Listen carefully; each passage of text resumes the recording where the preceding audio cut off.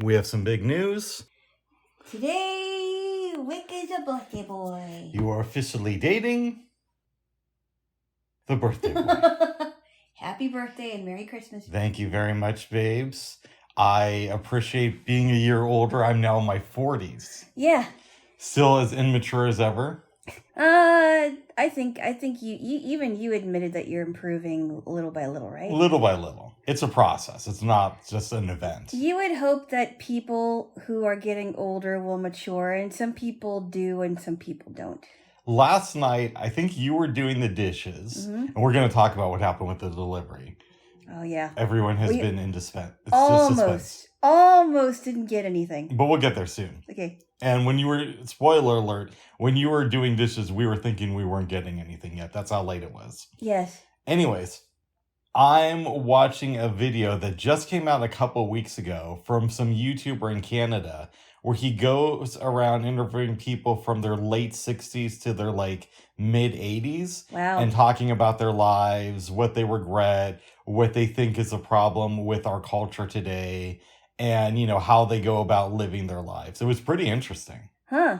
Yeah, their complaints about the younger generations are the ones that I have, where everybody's on their phone. It's more about being on social media than having actual relationships. And the younger generations believe that if they become an influencer, they'll be insta famous. I think somebody said almost that exact thing. They didn't use the term insta famous, but they were talking about influencers. And I just said it right now. I mean, I never said it before, but I mean, they want to be famous on any kind of social media platform, and they think it's going to make them a living, and it's not. Well, it might, but it might, but a lot of times it won't. It won't. Yeah, you have to really, really put yourself out there, and even I knew.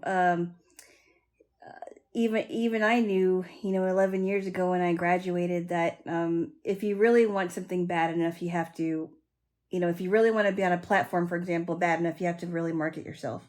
Exactly. And do you want to waste all that time? I guess it's depending on your priorities in life. Maybe it's not a waste.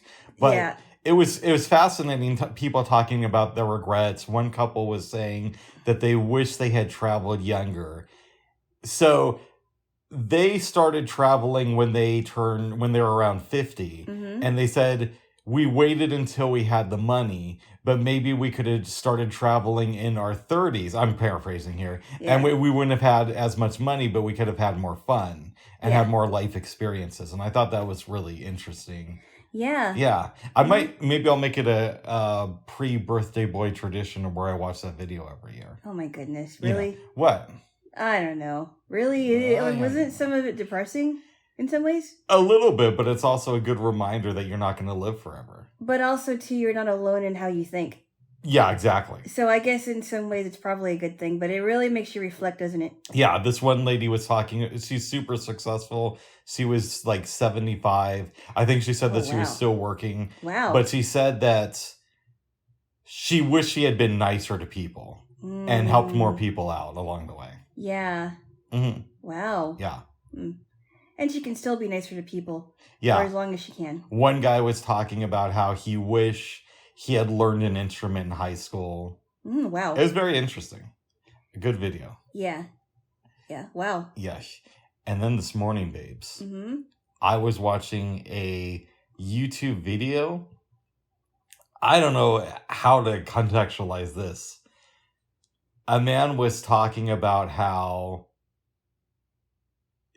the universe is infinite, right? Mm-hmm. And he says, people have problems understanding what that means, but that means that anything that has a possibility of happening most likely has, including you just pop into existence. So maybe I didn't exist yesterday and I exist now, and all the memories before yesterday were just implanted into my head. Oh, gee, that sounds really out there. I got to think about this one. This is going to require some serious contemplation on my part. That sounds really out there to me. It sounds very out there to me, I'm like, too. How can they be implanted in your head if you didn't exist? But now you do exist. But now you do. I just cannot go with that. I just can't. It just sounds really, I don't know what you would call it. I don't know. I don't know if I can or not. I mean, if the universe is infinite. then maybe, right? I don't know. Is it? I mean, it depends on what people would call infinite. Never ending, I would say. That'd be my definition, is it just goes on and on forever. And you could never, even if you lived for eternity, you could never reach the end of the universe. But then, is this the only universe? Oh, jeez. You know? No, that whatever. That was that guy a scientist, or was he just kind of giving his thoughts on the universe? I don't know. I mean, you don't know? He had long hair, but he seemed like he knew what he was talking about. Not that you don't if you have long hair, but I don't. You don't if you have long hair. That sounds really out there. I know. Really, I just sounded really old by saying that, but I am in my 40s now. So cut your damn hair, you youngsters.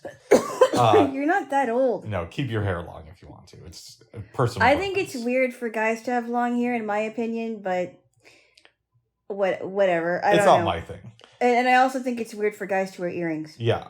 I used to have an earring. Yeah, but you said it was a stupid mistake. It was a stupid mistake. I was like 19 at the point that when I got it. But babes, I might have even been 18. Anyways. Yeah. So you believe that God created the universe. And my question I would have for you is it infinite or does it end at some point? Well, I think the universe that we know now is going to end, but he's going to make it better. There will be an end to this earth. There will be an end to the heavens as we know it now, but they are going to come together. It's just, eventually it's going to come to an end, but it's not going to end the way that people think it is. Okay, so in your belief, when we have like the new earth or the new heaven or whatever we're planning to call this place, does it end? Can you go to a point to where it's just there's no more to see, or is it ever? Ask God about that. But what are your thoughts on this? I don't know. You never thought about that? No, I don't. I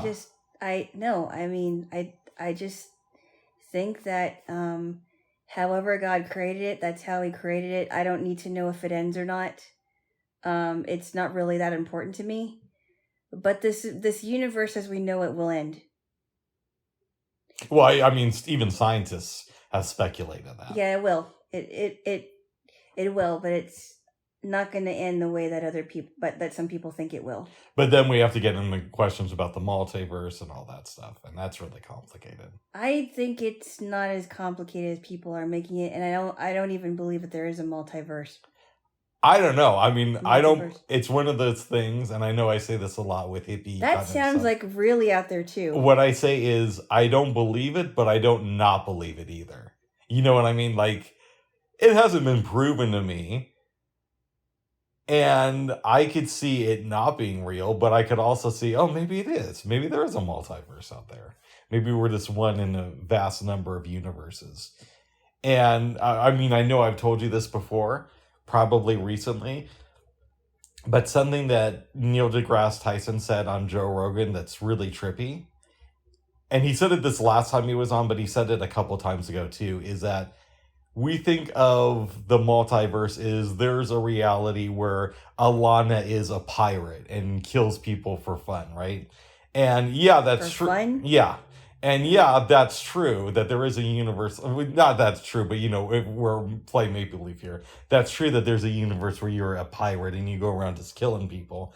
But it's also true that there's multiple versions of you that you live your life without any variation the same way that you're doing it now. And because it's infinite universes, it's like an infinite number of you that are just living your life in the exact same way. That's so out there. I know, that's a little bit hard for me to... That is so out there. Well, because wrap my head around. That would negate the idea that there is no person like you, right? But if there were more me's, and that would mean that there are people like me, but I don't think that there is anybody like me.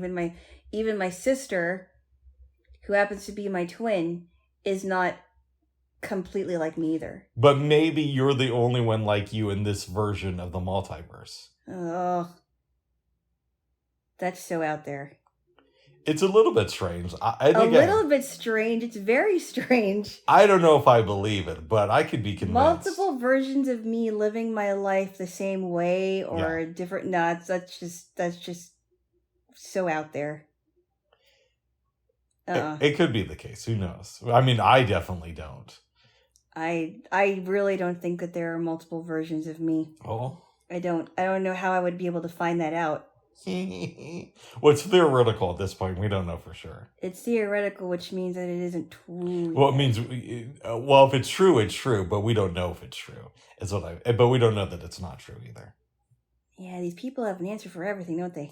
Not really. I mean, everybody claims that they know what's going on, not the scientists. Yeah, I don't know. The multiverse is just so... I don't know how anyone will be able to prove that theory, to be honest. I mean, I guess if you contacted somebody else from like a nearby universe, then maybe. If there is a way to do that, I don't know. It kind of reminds me of like... It sounds like it would be a really interesting sci-fi movie, right? Multiverse. They've done sci-fi stuff about this type of thing, right? I mean, based on the concept, but you know. Yeah, I know all roads go back to Star Trek, but there is that great episode in the first season, and it's one of the few things that Deep Space Nine I felt did really bad when they tried to copy it, where they go to like the mirror universe, and there's like a Captain Kirk and a Spock, but they're like evil. Mm-hmm. And then there's like our heroes from the regular universe. Huh. Yeah. Interesting. Good stuff there. Jaylo. Oh my. Yes, but you are now dating the birthday boy. And I think somebody just texted you. I know, but I'll call whoever that is later. It's probably my mama. Yo, mama. So let's talk about what happened last night in relation to food. Yeah. Quick update, in case you didn't hear it yesterday, or however far away we separated these. You and I both placed orders in to get food. Yes. I did from Walmart. You ordered from Safeway via Instacart. Uh-huh. And you got the fast and flexible. My order was supposed to be here between 9 and 10 yesterday. And I was hoping that it was going to be, because then I could cancel mine and, go off of yours. Exactly.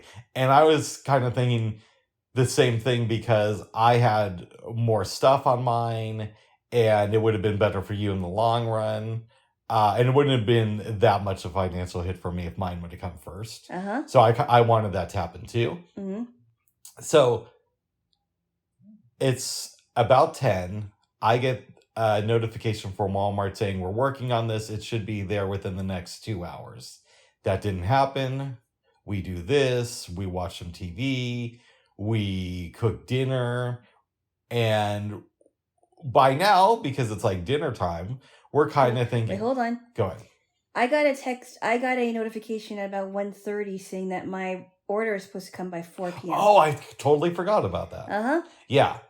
And so we're like, okay, well, let's see what goes on with this. And I'm checking back and forth in the Walmart app as we're doing this and when we were watching The Wire yesterday. Mm-hmm. So time goes on, we make dinner, and I'm thinking, listen, I turned 40 today, and I'm not a Tomorrow.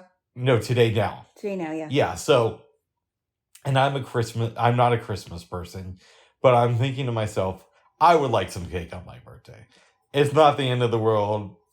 You said that last night, yes. Yeah, I don't need to harass you about it. You don't need to know that I would like cake on my birthday. I already knew you would. Oh, you did? Okay. I know you, Bubs. I mean, mainly because I would like cake any day of the week. And this is just a good excuse without getting harassed. I would too. And there are times where I didn't get cake on my birthday. You didn't get cake on your 40th. I did not. Yeah. I did not. Which we would have hung out, but it was literally the... it was month after COVID started. It was a very strange birthday for me. I wasn't allowed to have people over at my place, meaning my building wasn't allowing guests because it was so quickly after COVID. And I was still not living on my own yet. Yeah. And every restaurant in the city, for the most part, I think was closed down or you dined outside. And people were still figuring that out. That's how that was a very strange April for me. It just seemed like the longest April I've ever experienced. Yeah, but in any event, we made dinner last night, and I'm thinking, okay, I don't have to make a big thing about this. It's not the end of the world. I'm not I'm not turning 4. I'm turning 40. I don't have to have cake on my birthday. And it tasted really good, by the way. The dinner, the Italian bread was really good, and the pasta. We decided, that's what we were gonna make. We weren't sure what to do, but I didn't want to make the turkey last night because I'm thinking leftovers with turkey, we're not gonna have enough to get us through the day. And you did have pasta, and we did have some tomato sauce. Usually when I make pasta, I like to put a lot more veg in it. Because all we really had were olives. Yeah. But we did have some leftover basil and parsley. So I had to put that in there. And we took the bread you had ordered last week and made some Italian bread. It was really good. Yeah. Yes. I put some Parmesan on it because I wanted to get fresh parm last week, but the only thing they gave me was a bagged up stuff, but that works for something. And then I got the fresh grated Parmesan that we didn't use. Yeah. So we eat dinner, cleaning up, I'm watching the video, you come to sit down, and our plan last night was to watch White Christmas. White Christmas. And we're literally just about to start the movie, and we'd kind of discussed, let's cancel our orders after the first movie. But in my head, I'm thinking, this is a just-in-case thing. We're never going to get a notification that they're shopping today. It's just not going to happen because we're having weird weather stuff, and it's, Christmas Eve. But right before we started the movie, you get a text saying that some lady named Tiffany was shopping for you. And we waited. It took maybe 45 minutes to an hour. Just about, yeah. And then I got the order about 7-ish. Yeah, it was good stuff. She got the cake. I got the cake. I got the ice cream. I've got a couple sodas. I got some things that I needed. I also got the chicken stock. The only thing that was really missing was the heavy whipping cream, but that's not a big thing. Yeah, and because we were planning to use that to make creamy pasta this weekend, because we thought maybe the order would come in like the day before. So it's not the end of the world. No. Yeah. She hooked it up, this lady Tiffany. She did. I normally don't like women named Tiffany. You normally don't like women named... My dad dated one back in the day, and she was kind of a see you next Tuesday, if I might say. I've met some nice Tiffany's. Oh, good. I've met some very nice Tiffany's. Nice. You can't just base it on one person. I know. Like I know you knew a bad Angela, but I've met some nice Angelas. And I've met other people with bad names. That were nice people? That were initially nice people, yes. I don't know. Okay. You've known a bad Marvin who was starving. Yeah, I've known some bad Marks. Yeah. Yeah. And Mark is another term for, somebody you could take advantage of. So. What? Yeah. Okay. People say that dude's a Mark. I don't know how that came into our culture. I don't know that. Yeah. I didn't know that. I mean, I've heard of the Karen thing, but not the Mark. Mark has been a thing way longer than Karen. Like, I remember growing up in the 90s, people would use that term. Really? I've never heard that before. I'm surprised. How did it go? How was it? You say somebody's a Mark, and that basically means that you can run a scam on them. You could run a scam on them. Yeah. Wow. Now, I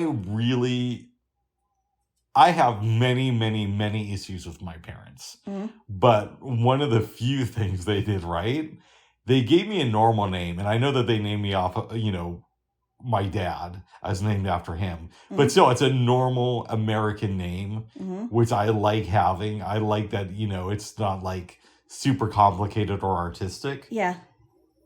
And on top of that, since Rick and Morty, the term "you're a Rick" has become associated with somebody who's super intelligent and knows what's going on.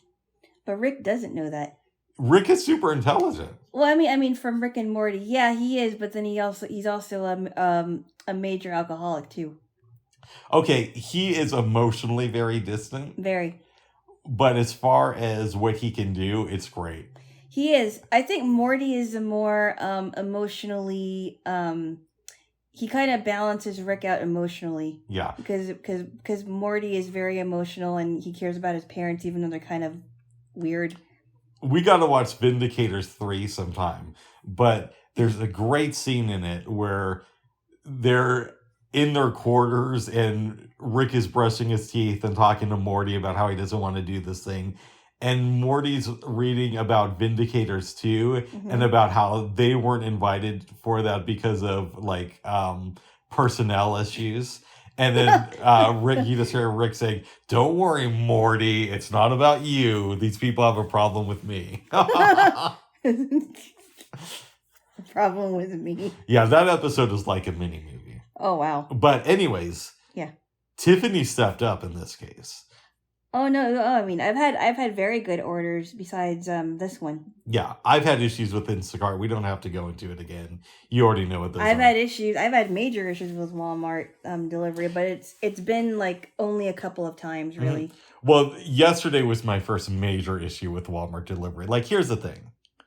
I do get that it's Christmas Eve, and I also understand that there was a weather condition here in town.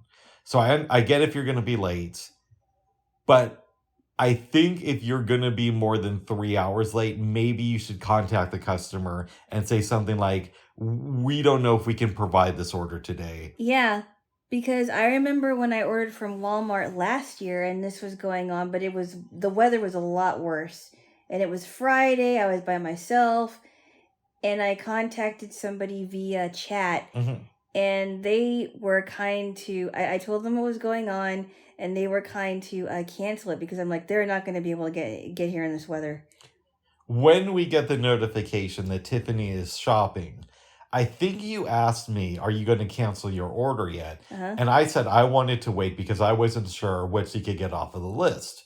Because who knows how much stuff is even in stores right now. Right? And like you said, she got mostly everything. So I didn't even cancel my order until around 7 last night. Yeah. Yeah. Because I'm thinking, no, they're not going to get to you if it's past 7. Then it's like, okay. It's supposed to be here before 10. Before 10 p.m.? Before 10 a.m. Before 10 a.m. Yeah, exactly. Because it's already like.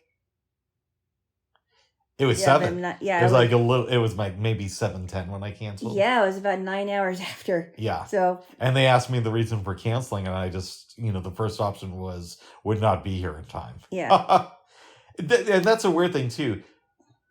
Walmart doesn't do deliveries on Christmas Day, and on some level, I get that because, employees want to spend time with their families. And people usually get their stuff beforehand. On the other hand, there are people who are maybe holiday challenged, like myself, and don't know to order stuff ahead of time. Now, that wasn't exactly my case.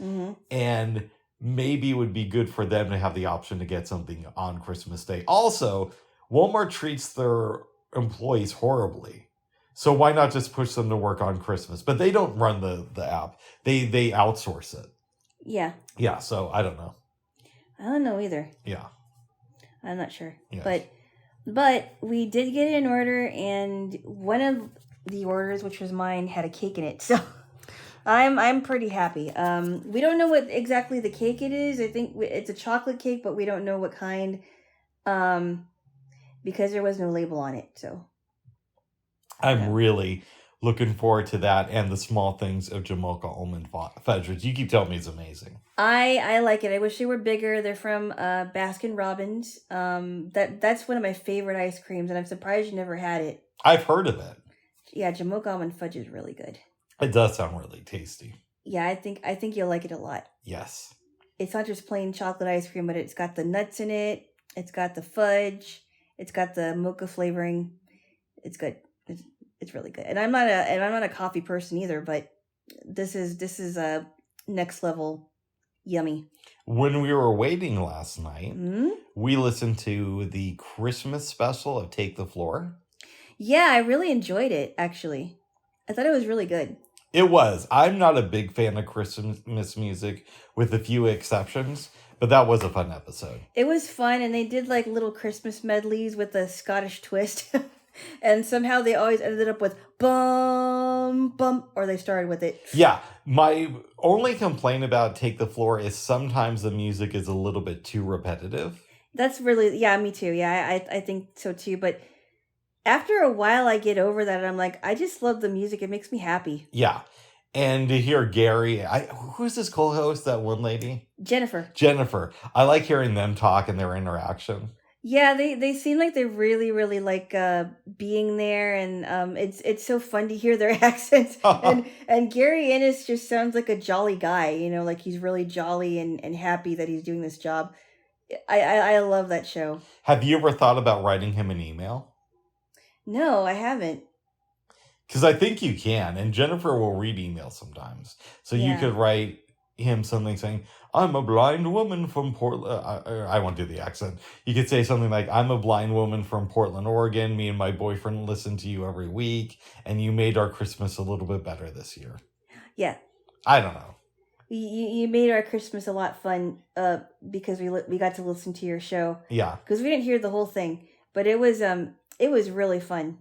So we listened to about 2 episodes yesterday, an episode and a half, and I think he said that he was going to be live on Christmas Eve and Christmas Day, so there might be some new episodes. Nice. But I might have heard that wrong too, because sometimes I am in my own little world, in my multiverse. He kind of reminds me of like a jolly Scottish elf. Yeah, I mean, I could see that.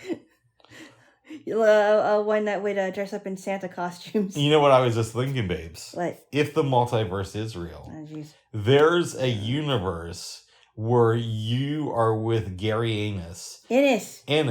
What? It's Gary Innes. Birthday boy. You're not supposed to touch the birthday boy like that. What? Give me a kiss. What? Give me a kiss. Hey, that means I can't kiss you either. Oh, no, I said like that. You can still touch me.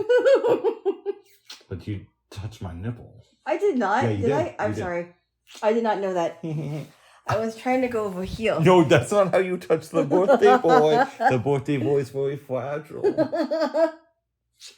Buzz, you're 40. I know. You're not a fragile one. You know what? So there is a universe, maybe, where you two are together and I'm hosting Take the Floor. And me and Jennifer are getting after it. What? But then there's probably another universe, babes, where you two are together.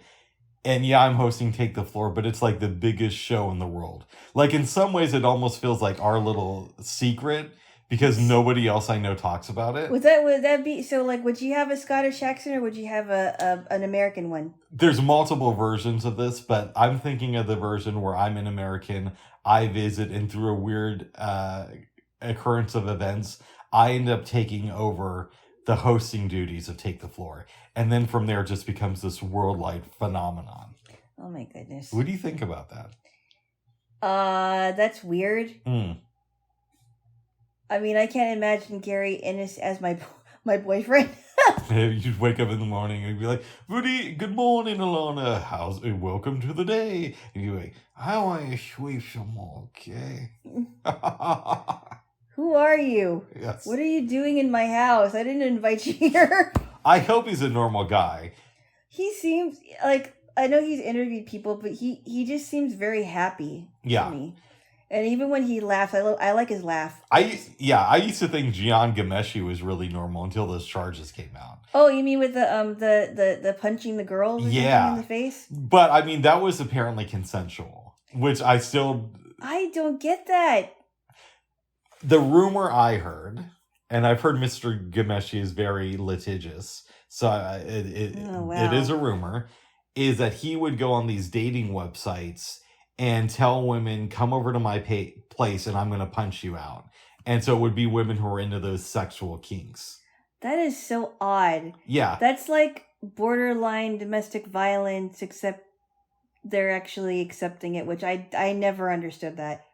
And I am of the opinion, let your freak flag fly. So if that's his thing, that's his thing.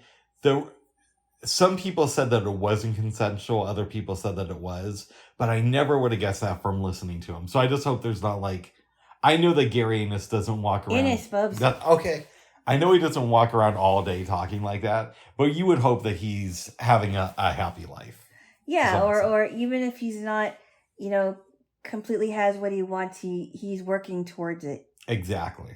But I don't know. I like how he sounds. So I think he sounds very, very fun and good natured, and he might actually be that way. Yeah, that's possible. Yes. I don't think 24/7. I wonder what Jennifer's like. Yeah, she seems like a happy lady. Mm-hmm. Yeah. Oh, speaking of the holidays. Yes. And radio. You were telling me something kind of interesting. That there's a radio station in Seattle called Warm, and they grant people's Christmas wishes. Warm 106.9 is also a regular radio station, but they're one of the Christmas stations on the radio. And I remember listening to it at night when I used to live with my aunt and uncle, because I had a radio in my room, and around Christmas time they would play phone calls of them calling people up to grant their Christmas wishes, like if they needed extra money, like if somebody called for them and they needed some extra money for medical expenses, or if they needed money to help with the house payment or whatever it is, something that they really need, not like, oh, I need this to get a new iPhone. Yeah, it was like, do you need a car so you can get to work type of thing. Right. Something that they actually need, and something that they need like really, really badly. And I thought that was really cool. And I met somebody in one of my classes that did that had a wish granted to her from Warm, and I forgot what it was about, but I thought, oh, I think I heard that phone call. That's really cool. It is. Yeah. I like how they do that, just to make people's Christmases a little bit brighter. And I really don't care about the holidays, but I know that a lot of people do. And if they can be happier, then why not? And we've had that discussion. I got into a heated conversation with a friend of mine a little bit more than 10 years ago. And I said, well, Christmas is just this excuse that people use to act all happy, and it's not genuine. And my friend's response was, yeah, but if they're happy for that day, and if that's the excuse they need, then they're at least using it for an excuse to be happy and be nice to people, than using it as an excuse to be rude to people. And I hated saying Merry Christmas before them, but then she's like, yeah, but if you're saying Merry Christmas, she's like, I understand how you feel, and you make a good argument. And I know I'm paraphrasing her words, but if you're saying Merry Christmas and it puts people in a good mood, then why do you have to worry about the religious significance behind it? It's putting people in a good mood, and that's the most important thing. Well, yeah, I mean, even if you don't celebrate it regularly, people do celebrate it, and it just makes people feel good, even if because some people say they wish Jewish people a happy Hanukkah, and it isn't just acknowledging that they celebrate Hanukkah or acknowledging that somebody celebrates Christmas, but it makes them feel happy, generally speaking. Yeah. Like, oh, you took the time to say Merry Christmas to me. I appreciate it. And I say it anyway, even though it, because I don't know who celebrates what. Oh. But I say it because I love saying it. I've never felt like I shouldn't say it. Nice. But a lot of people are so afraid of it now. Not everybody, but I don't know. But I see where she's coming from, and not just because I celebrate Christmas. Sure. But because I know where she's coming from. Yeah. So that gave me something. I'm guessing it was a she. It was. This friend. This is like my long-term, very good female friend who's married, by the way, and does not live in the state. I don't know this person. No, but you know of them. I know of this person. Yeah, they give a lot of good advice. But yeah, I mean, and I know people go back and forth to saying, Merry Christmas, or they'll say Happy Holidays to get everything. I've never really been a Happy Holidays kind of a person. I've usually gone, with Merry Christmas, Happy New Year, Happy Hanukkah, whichever. Yeah. It is weird for me, and I think we touched on this yesterday, when I see people in my life who I know from more of a, let's say, party background, and I see them on social media saying Merry Christmas, and I think to myself, I would have no sense from any of the time we spent hanging around that you're a believer. But a lot of these people aren't, because But what I don't understand is, why would an atheist say it? Yeah. Maybe I could understand if they would say it because their friends celebrate it, but why would they say it in general if they normally wouldn't, or why would they celebrate it? as well. I never got that. We are on the same page with that. As you know, I have friends of mine who are atheists who I love and who are big Christmas people. I don't get that. Yeah. But maybe it's because they're really into the commercial part of it and they don't understand. They don't get the religious part of it, which is a big part of it, obviously. But yeah, but the commercialization of it, maybe that's what they're happy with. And we don't have to beat a dead horse. But as you know, I have a friend of mine who's not only an atheist, but he's super open about it. Like, he doesn't hide it at all. But he likes going to church functions as well. Like, he does it because he likes to. I never got that. And I love this person, but I don't get that either. I don't understand. I mean, I'm with you on that one. I don't get it. Yeah. I don't understand. It's like, okay, either you like going to church or you don't. Or I don't get it. Yes. I don't understand. So saying Merry Christmas isn't really my jam, but I guess I could do it on occasion. For the right person. Okay. Yes, Merry Christmas there, little Jaylo. Merry Christmas there, bye-bye. Yes. Oh, here's a question for you. Uh-oh. What is that? I know that you would prefer that if somebody celebrates Christmas that they were a Christian, right? But well, I mean, it would make more sense to me if that's what you're asking. But my question for you is, you have two people, they're both atheists, mm-hmm. and one of them celebrates Christmas, the other one doesn't. Which one would you rather? Would you rather there be an atheist who celebrates Christmas? Because maybe then at least they get introduced to the idea of Jesus Christ, so maybe that could help them later on in converting. Mm-hmm. Or would you rather know a atheist who doesn't celebrate Christmas? They're honest, but there's less of an opportunity for them to feel the love from Jesus. Well, whether they do or whether they don't celebrate Christmas, there are other ways to introduce them. Mm. So, but I would rather that the atheist was honest about it and said that they didn't celebrate it, but maybe they wanted to for once. Interesting. It's one thing if they did it because they wanted to try, they wanted to see if they liked it, but it's another thing if they do it every single year, for atheists, it doesn't make any sense to me. No, I hear you. You know what I mean? I don't know. Yeah. I'm going to pause this, and the reason is I want to take out our turkey and pour a little bit more chicken stock on it. Okay. But we will be back. You feel free to use the bathroom or check your messages, and it should take me about 2 minutes. Okay. I'll be back. Okay. All right, babes. Yes? I poured a little bit more chicken stock. Oh, what? Oh, wait. Oh, yeah. Okay. Let me know when you want me to take out the gravy for the potatoes. That's going to be a while. Because it's going to, after we let the turkey cook, we're going to rest it for like an hour before I start cooking the potatoes. Because we want the turkey to cool down a little bit. Yeah. Something about the way chemicals release in the turkey, if you let it cool, makes it taste a little bit better. Yeah, and plus the tryptophan is going to be in there too. Yeah, we might have to munch on a couple of carrots. Yeah, but when I was doing that, you said that you were going to call your mom back.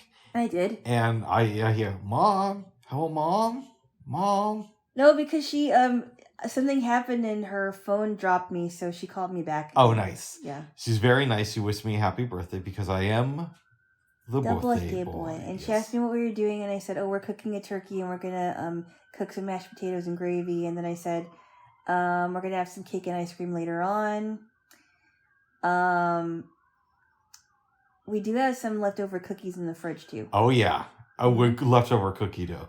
We have enough for at least one more batch, maybe two. Mm-hmm. And they're pretty good cookies. Yes, they are. They're a little bit crumbly. Now it's the first time I made cookie dough in the stand mixer. Yeah, I've only had it for about a year. Yeah, but I use that thing a lot. Oh, good. For other stuff. Oh, good. And come back in the bedroom. You say, I'm going to call them later when they get to my aunt's place or a little bit. I asked my mom if she could call me later when they're there. And I said, wouldn't it be funny if your mom puts you on speakerphone and you just said, Merry Christmas from Jaylo, and then everybody just starts applauding. That would be weird. Yeah. Wow. Okay, so you go to bed last night. Uh-huh. And I'm kind of a night owl. I'm working on it. Yeah, no, you're. I don't know. I think you're more of a morning person. I'm a weird mixture of things. You are. Yeah. As you've experienced. Yeah. Yes. It's like that thing that Teddy Roosevelt's wife said to him. She's like, "Yeah, you think it's annoying living with you, with me, but remember, I'm the one who has to live with you." But in any event, I watched a couple things when I actually became the birthday boy. Uh-huh. I was watching a video from Neil deGrasse Tyson when he was on CBS Sunday Morning a couple years ago. Oh. That was cool. Okay. But I watched a clip from The Damage Report, and it was John Iadarola talking with Francesca Fiorentini about their favorite Christmas movies. Which I don't remember the list. I remember that Home Alone was on there. Oh yeah, a lot of people like Home Alone as much as I like it too. Both movies. Yeah, Scrooge. There's like a Muppet Christmas movie that they both liked. Probably the Christmas Carol, whichever version it is. Yeah. Or the Christmas Story, I bet, was mentioned. I think they mentioned it, but they didn't put it on the list. Like it was like an honorable mention. Shoot your eye out. I could have that wrong because I was like doing other stuff too. Yes. And I thought, wow, these are people I think of like maybe not cool, but definitely closer to being the cool journalists. And them talking about Christmas movies. Like I thought it would be like, I don't really watch the Christmas movies, but they were both like really into it, which I thought was interesting.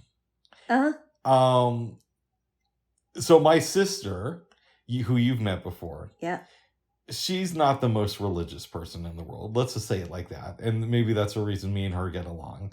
But I remember a couple years ago, she has a kid, but she was telling me that one of their favorite Christmas movies is Elf. Yeah, and we watched it last year. Yeah, I remember that. And as you remember, it's not exactly a film that I would recommend. And I liked it. It's not my favorite Christmas movie. I like the Home Alone ones better, but I liked it. I mean, I thought it was a cute movie. And I know I'm in the minority with this. I'm sure he's a nice guy, but something about Will Ferrell just annoys me. He really annoys me, and it's probably not his fault. It's probably something to do with me, but I just don't like watching him. I just don't get it. But the point of the story is, I was surprised that my sister actually had like a favorite holiday movie. Yeah. And to a large extent, I don't get holiday movies. Like, I love the Home Alone movies. Yeah. I think part of that is because I'm around Macaulay Culkin's age, give or take a year or two. So he's around my age. Okay, but you know what I mean. He's not that much older. He's not that much older than you. So when Home Alone came out, I'm watching this kid who's roughly my age get one over on the adults, which is kind of fun. It is fun, yeah. And just the sheer amount of violence in these movies is just over the top fun. But it's really funny, and it's like, like watching Joe Pesci's character get his face burned with an iron. It's a classic thing. And then him getting like a nail shoved up his foot. Yeah. What I really thought was funny in the second one was when Kevin was pushing bricks down from the building. That was great. And I remember when Harry or Marv was like, suck brick, kid, and then he you hear the brick come and it's like hitting him in the forehead. My favorite though violent scene in the movie isn't really that over the top, but it's when Marv and Harry find him on the streets of New York and they're walking side by side and they're like, we're gonna torch you, kid. They're behind a woman getting ready to cross the street, and Kevin like pinches her butt and gestures to one of them. Like, I can't remember. One of them, I can't remember. He did it. Yeah, I can't remember if it's Marv or Harry, and the lady just punches him out. It's such a small thing. Oh, I forgot about that because he I remember that part because he looks at the guys and he looks at the or he gestures to them and then he says he did it. Yeah, something like that. So the movie that was number one on both John and Francesca's list, I'm going to mention it because the reason it stuck out to me that it was number one on both of their lists is because it's also a movie that everybody loves besides for me. And I think you know what I'm about to say is Christmas Vacation. Oh, National Lampoon's Christmas Vacation. That is one of those movies that apparently spans the gamut because it's not only number one on their list, but you love it. I have a lot of liberal friends who love it. I have a lot of friends who I wouldn't think would be in the Christmas movies love it, and it's just not my thing. I like it when Aunt Bethany comes and she can't remember that one of their relatives died, was dead for a long time, and then I think they asked her to give the blessing for the meal, and she didn't know what to say, so she said the Pledge of Allegiance. Oh my! She's goodness. One of those like you're kindly but very forgetful old aunts. Yeah. And I thought that was kind of funny. I don't know. Oh God.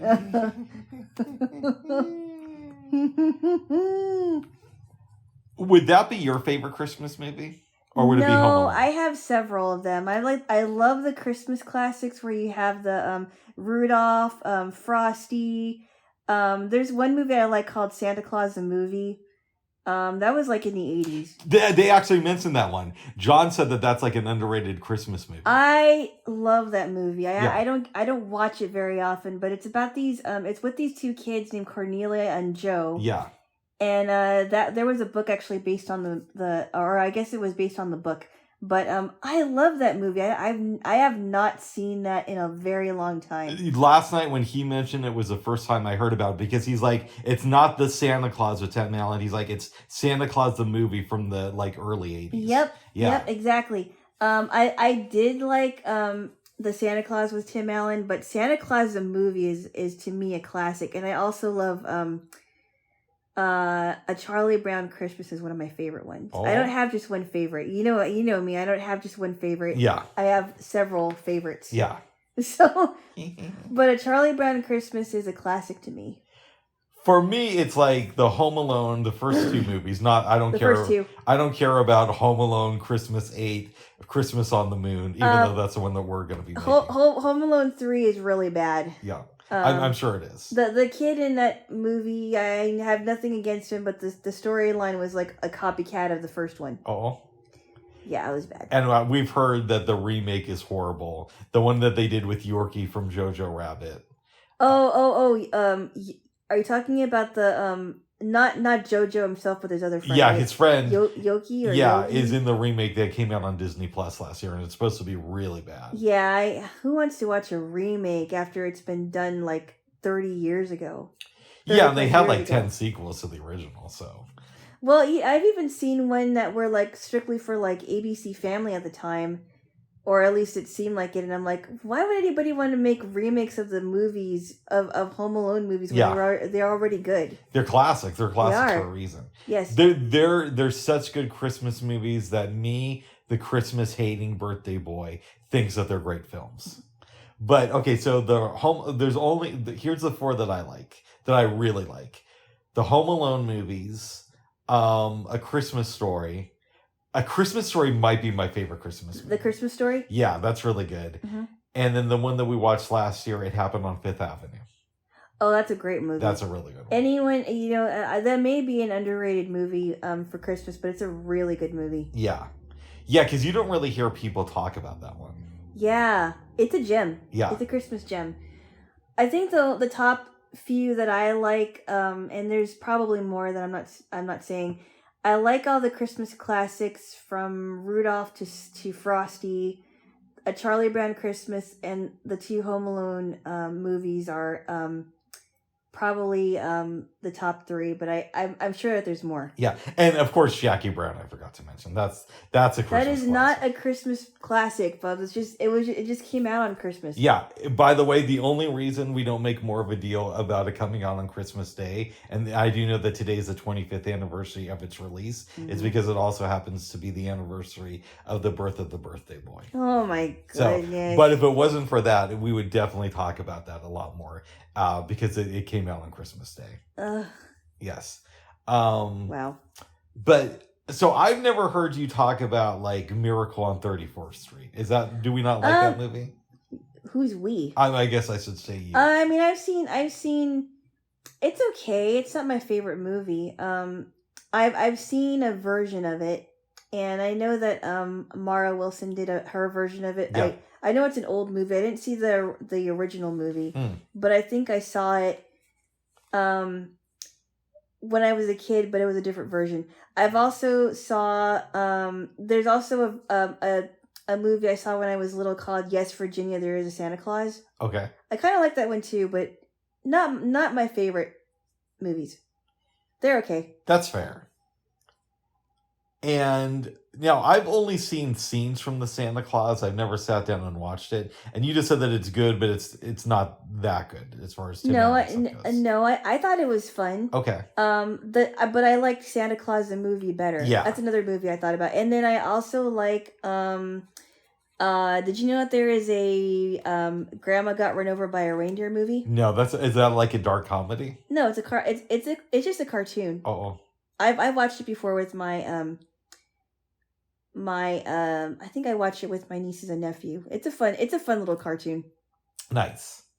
Yeah. I think Neil deGrasse Tyson, and we've discussed it, I've been watching a lot of his stuff recently. It was in one of his books that he was saying that because so I guess I'm sure I'm going to butcher this and get it wrong, so double check, but this is how I remember it going. He says that reindeers have antlers. Yes, they do. And what they don't tell you, or you may not learn, is that like most male reindeers lose their antlers in summertime, and they're just starting to grow them back in winter. And because of that, we can surmise that all the reindeers that Santa uses are female, because in most depictions they have antlers. And you wouldn't see a male with antlers around Christmas. Yeah, but they're not even real reindeer. No, I know, but he's saying, if we're going to go with the myth of Christmas, then part of Santa Claus, yeah. Of Santa Claus. I guess Christmas isn't a myth because we're celebrating it. Yeah. I mean, maybe the birth is, of Jesus, but I don't know. But if we're going to go with the myth of Santa Claus, then we have to believe, or we would be encouraged to believe, that all the reindeer are female. One of my exes told me that he got to go and touch reindeer. Yeah. And he said that their antlers feel like velvet. Oh, interesting. And he went to this petting zoo, and they kind of feel like soft, like stuffed animals. That's kind of cool. Yeah, and my friend at the time, we were hanging out, and it was around Christmas time, and finals were looming and all that. And she was going to take me to a reindeer farm, but we didn't get to go for some reason. Nice. I thought that would have been cool. There's probably other ways to set something like that up. Yeah. Maybe we could look into that for next year. Go to a reindeer farm and touch the reindeer? Yeah, I don't know. Yeah. Ride them. I don't think you can ride them. Oh. Get in a race. I don't think so. Okay. And they don't fly. No, I know that. I know. and I heard that. So I heard that they're cute in the cartoons, obviously, because they're cartoon reindeer. Yeah. But I heard they're not so cute in real life, but they are nice animals. Oh, good. From what I heard here. Yeah. Yes. So this morning, we got up around 8. Just about, yes. And luckily, between the first and second movie, we did some prep work on our turkey. So it really made it easy on us. But we spent I think an hour and a half peeling potatoes. Yeah. And I had to take a little bit of a break because I think I was peeling for I took a 5-minute, maybe a couple of minute break because I needed some water. And then I went back to peeling, and my floor is a mess. Well, I said, I'm like, hey, babes, why don't you work over in one area and put some paper towels down? And that'll make it easier. And they're like, Bob, why are we doing it today? Well, I wanted to try something different, Yeah. Because usually I would peel potatoes and they would land in the sink, and then I had to clean it up again. Which probably would have been a better idea, but... Yeah. I wanted to see how that worked, and I got it all over my floor. But I'm planning to do some vacuuming maybe later on today. So good. But we were listening to some good music. We started off with Nat King Cole. I know that song Chestnuts Roasting on an Open Fire, which I actually... The Christmas song, yep. Oh, that's called the Christmas song. Yep. I'm not a big fan of Christmas music, but as far as it goes, that's probably up there for me as far as good songs. I could actually listen to that year-round. I love hearing Nat King Cole around Christmas time, and I'm also a Carpenters fan, but they do have some, to me anyway, they have some good Christmas songs. And one of their songs that I love listening to all year is Merry Christmas, Darling, especially towards the end. I love that song. I heard it pretty much every single year that I can remember. Yeah. And then there's that other great song that they do where she's like, I saw Santa and I threw up on him. What? The Stop that. Sorry, babes. And of course there's Jimmy Boyd's I Saw Mommy Kissing Santa Claus. Oh. And then I loved listening to some of the Alvin and the Chipmunks Christmas stuff. I thought that was fun. When I was a teenager and working at the radio station, I'd say the radio station, was a 1450 kbps. It was either 1450 or 1480. I want to say it was 1450. Mm-hmm. And I would pre-record programs for the show we did called Kid Rhythm. But it was recommended to play the Chipmunks Christmas song. So I heard that a lot. The Chipmunk, yeah, but you were doing this in the summertime? But you were pre-recording it for air at later dates. I don't know. I always liked the Chipmunks one because I just thought they were so funny. That one I know pretty well. Christmas time is near. Something about that is sad to me, though. It's not a sad song. Is the tempo a little bit different, though, or is it just me? No, you're probably thinking about the chords, but it's not a sad song. It's just talking about waiting for Christmas to come. Yeah. And then they did a version of Rudolph the Red-Nosed Reindeer, which I liked. Oh, yeah. Is that the one where they have the Dave dude yelling at them? Yeah, who actually, David Seville was the guy who did all the voices. Oh, wow. Uh-huh. So he did all the Chipmunks, and he did his voice. I hope he got paid some good money. And then there was another guy, when the Chipmunks cartoons were really popular, I think it was I think his name was like Ross Bagdasarian, some weird last name, but he was the new Dave, because David Seville had already died by then. Yeah. You know what that just made me think of, babes? What? How long are we going to have the original cast of The Simpsons? I don't know. I mean, they're still alive, it sounds like. Yeah, but their life isn't going to go on forever. No, it has to end eventually. Yeah. Lisa can't be 8 forever. Maggie can't be a baby forever, and Bart can't be 10. We lost Troy McClure in 98. Oh, yeah. And Lionel Hutz. I know. So, hi, I'm Troy McClure. You may know me from movies such as... Oh, you're Troy McClure. Yes. I knew you from movies such as... Yes. When Lisa did that, when he married, was it Patty or Selma? I don't know. He married one of them. I don't know, yeah. That's a great episode. Wow. And I love in that episode where Jeff Goldblum plays his agent, and he calls him and he's like, have you ever heard of Planet of the Apes? And Troy is like, the movie or the planet? He's like, neither. The play. The play. Yes. Oh, goodness. You have changed. I hate every chimp that I see, from chimpanzee to chimpanzee. I think one of my favorite episodes was when Homer was in the barbershop quartet. That's a fun one. Baby on board. Yeah. Baby on board. Good stuff. The B sharps. The B sharps. And then I like that one scene where they're auditioning people for the group, and they listen to Barney sing. They're like, wow. And then at the end of the episode where they get together and Homer's like, when was the last time we did this? And Barney says, last year on that Dame Edna special. Dame Edna. Dame Edna special. Yeah. So we get up this morning, do some peeling, and I know more of the secular Nat King Cole stuff. So obviously I know the Christmas song is iconic, but I know more of like Unforgettable and stuff like that. So I didn't know that he had done a whole bunch of Christmas music. I didn't realize how much, because I've only gone by what I've heard on the radio and the ones that I've noticed. I just love his voice. It just sounds so, it makes you feel good when you listen to it, him on Christmas time. Yeah. His voice has always been described as velvety, even though I didn't know this until I heard a special on him. He was a chain smoker, and that's probably how he got lung cancer. Yeah, and he died fairly young. Yeah. It's unfortunate because he could have had maybe 20 or 30 more good years of making classics. Yeah, because his voice was just so smooth. There wasn't, just a beautiful voice. Yeah, and was he a lot older than Freddie, right? His brother? I don't know. Yeah, you turned me on to Freddie Cole. I like his stuff too. I really don't know, actually. I wonder if they were close or not, or how that whole thing panned out for him. Maybe he just didn't want people to get them confused, because they did sound similar. They sound a lot alike. They do. And you're also going into the same field where your brother is this iconic guy who everybody loves.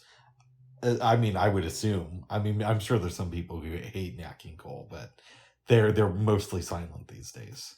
I guess, or maybe they're dead. Hopefully. And Natalie Cole would always talk about singing, her dad, and I'm guessing that she was named after him.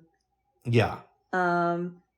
And so when they came out with Unforgettable, I was like, how brilliant to put their voices together, even though her dad has been dead for years. Then there's that great episode of Married with Children where they're struggling to get their parents a gift, and Bud is like shocked and, thrown against walls and whatnot, and they finally get them gifts, and they get them a 45 of Nat King Cole, and Peggy looks at them. She gives Kelly like some of Al's old socks, and then she looks at Bud and she's like, and Bud? And he's like, yeah, Mom. And she's like, Merry Christmas.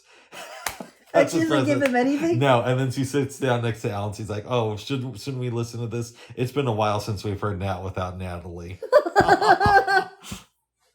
Nat without Natalie? Yeah. Oh, wow. Yes. But no, his voice was just superb. Yeah, I wonder what he would think of the music scene today. He probably would be shocked. Yeah, I mean, he wouldn't understand it, I'm assuming, because just as a listener and somebody who's a big music fan, I don't really understand it. Every time I hear your commercial pop stations, it's like all I can hear is crazy auto-tune stuff. It's not like what you hear on Giles Peterson show or Craig Charles, because wherever they get that is really is really cool how they have that. It doesn't sound as cool as that, but the Post Malones and not to bash Post Malone, because I don't know this guy and I don't listen to his music, but it just sounds so auto-tuned. It sounds like I don't know, it doesn't sound like there's any originality. Some of the singers even 20 years ago would write their own songs. Yeah. Or they would have a songwriter, and it just didn't sound original. Now it feels like it's frowned upon to be original. And I guess to some extent it always was. But I think the key difference is back in the day, you would have Frank Sinatra and then one or two people who sound with him who could maybe get one hit. And now it's you're almost punished by the audience if you don't sound like whoever the main singer of the day is. Mm-hmm. Right? It's really strange to me. And I also don't know how artists make money off of streams. I don't get it either. I know they have a metric, so they say if song is streamed 150 times, that counts as a sale. But how does that count as a sale? Because you wouldn't necessarily say that if a song is listened to on a radio by 150 people. So the whole thing is weird to me. It just seems like the way that the industry makes money is they probably have music sales as a front to laundry money. I that's just an assumption. I don't know that for sure. Yeah, I don't know how that works either. Yeah. But after we heard some Nat King Cole. Oh, I remember what I wanted to ask you. What's that? In one of the songs we were listening to today, he said something like, Jesus and Mary were born on the same day. No. What did he say exactly? What? No. Yeah. I'm talking about... What song are you talking about? I don't remember the name of the song because I only really know the Christmas song of his Christmas. No. Jesus was born on a different day than Mary. Mary was a young... It said something like that in one of his songs. About the mother rocking her baby? About they were born on the same day. This is why I'm glad that I record our personal interactions. Because I have it somewhere in the No, they're not born on the same day. So basically what you're telling me is he lied in the song or he got misinformation. I think you heard it wrong. I don't remember him saying that at all. Oh. I think you must have misheard it wrong. Because I made a mention of it when it happened and you didn't really acknowledge it. But this is why I'm glad I do our personal recordings. Because we can always go back and listen. Goodness. We're not going to listen to it today. No, thank you. Maybe next Christmas. The first half of our day is making recordings. The second half is listening to what we did earlier. I don't see the point in making a recording while we're cooking something. You don't, but I do, because now I have proof that it happened. Oh. No, Bob, it didn't happen. And I'll play it for you and be like, Bob, don't live in the past. Oh my goodness. What? Yeah. Give me a quick kiss. What? It's time for you to kiss the birthday boy. The birthday boy. And tomorrow will be the soon-to-be birthday boy. Yeah. But you know what they say. Tomorrow. Yep. No, but you're gonna be you're beginning birthday boy. Oh, beginning birthday boy. And you're gonna be birthday boy again next year. Yeah, but tomorrow will be beginning birthday boy. They say once a birthday boy, always a birthday boy. Who? They do. Who's they? You know. I remember, babes, I don't know if I was 3 or 4, but there was one year when I was like a real little kid and I was excited about my birthday and it was just like a really shitty year. Like people were just like pissing me off for whatever reason. Wow, you were a really angry little boy, weren't you? I guess so. But you're excited for your birthday? But yeah, and then for whatever reason, it felt like it didn't turn out that good for me. And I was upset about it, and I was just like, I can't wait for this day to be over. This was before I used to swear that much. Yeah. Yes. Okay. We had a very bad swearing habit. Oh, this was before I did? Before. I don't have that swearing habit. Well, now, I mean, I hardly ever swear. Yeah, you do. Do I? Yes, you do. Oh, my goodness. Yeah, you do. Not that much. You're not as bad as what I've heard before, for sure. There are people that are a lot worse than you. Okay. I can name a few. Yes. But I won't. Oh, maybe you should there, Jaylo. Maybe you should. Maybe you should. But babes, last night we watched White Christmas. Both of us have never seen this movie. I've been hearing some good things about it, but I didn't know what was going to happen. It stars Bing Crosby and Danny Kaye. Uh-huh. Go ahead. And I forgot what who the women were that starred in this movie, but they were really good. They were. Mm-hmm. You want to give a description? I will try. So there's two guys that are in the military. Bing Crosby plays Captain Bob Wallace, and he is putting on this show for General Waverly. Am I correct? I think that happens later in the movie, doesn't it? It's a Christmas show, yeah. No, it was the beginning of the show. Okay, gotcha. The beginning of the movie, remember? Gotcha. Go ahead. And all these shots are ringing out, and they're overseas, so they're not in the States. Yep. And he does a show. General Waverly is very touched by this, and they're scampering out of the way because they're hearing some shots. What's his friend's name? Something Davis. I think they call it something Davis. I don't remember, but it's Danny Kaye. Yeah, I think it's Danny Kaye. Yeah.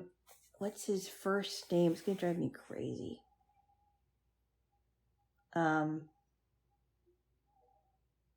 I forgot what his name is. Oh. Anyway, so Captain Wallace gets Davis out of the way because this brick wall was going to topple all over him, and they both are managed to get under a Jeep, but the debris gets on the Jeep, and Davis hurts his arm. I forgot what his first name was. It's going to drive me crazy.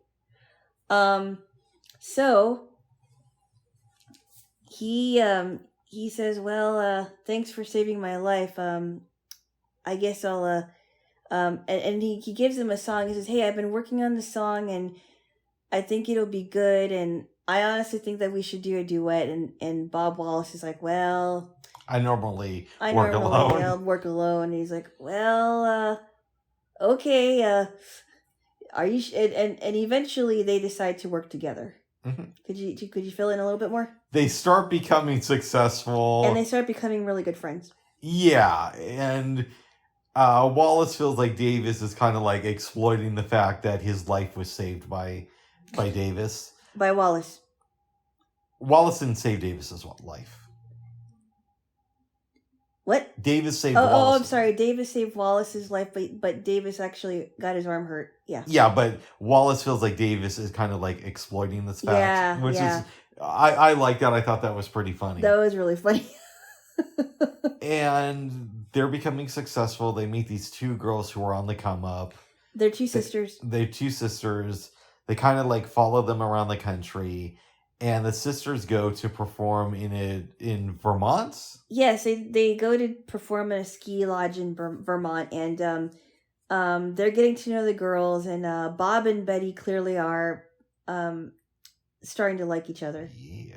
And Judy and whatever his first name is, Davis's first name, are Judy seems to like him a lot more than he likes her. Yeah, but they go to Vermont and they go to the ski lodge that is having trouble attracting customers. And General Waverly owns it. Mm-hmm. Mm-hmm. Go ahead.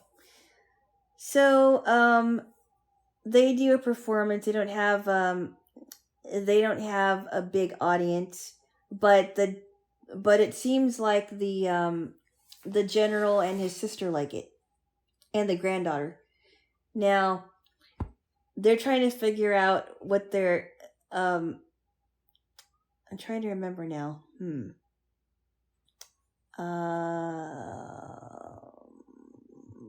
Actually, you fill some more in. Okay.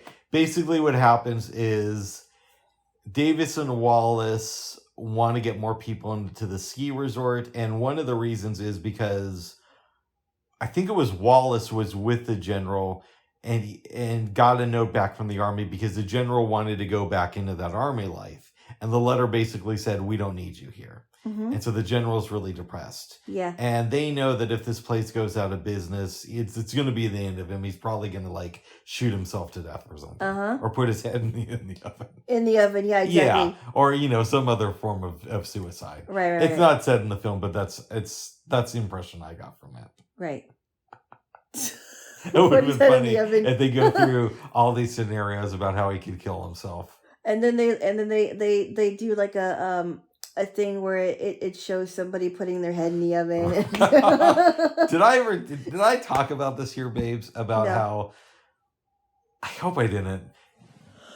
It was high school. Uh-huh. And we got some assignment to write a paper, and this kid looks at me and he's like, "Well, I guess you could write a paper on suicide or something." And I was just like, "Okay, bro, whatever." And I thought that was like the weirdest thing to say, but this was a weird kid too. Mm-hmm. And I was a weird kid. So for me to say that is, mm-hmm. that's something. Mm-hmm. Anyways, that's just a quick aside. So anyway,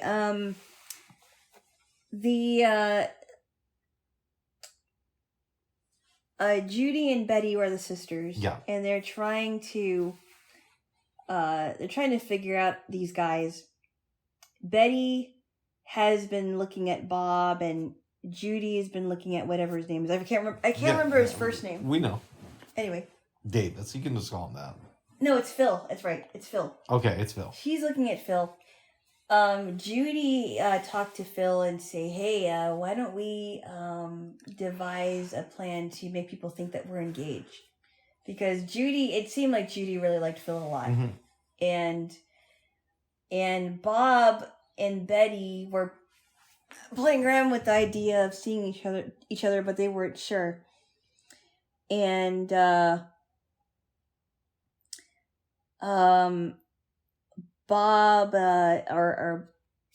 and Betty have this thing where they see each other in the, I think it's this restaurant, right? It's like a lounge in the hotel. Uh-huh. Or the ski lodge.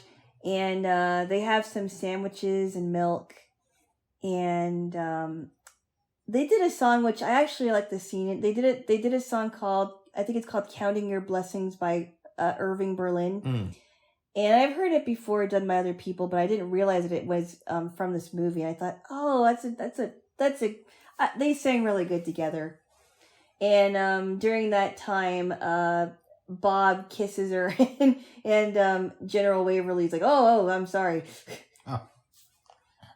Because it seemed like, he realized that they were having a moment. Yeah.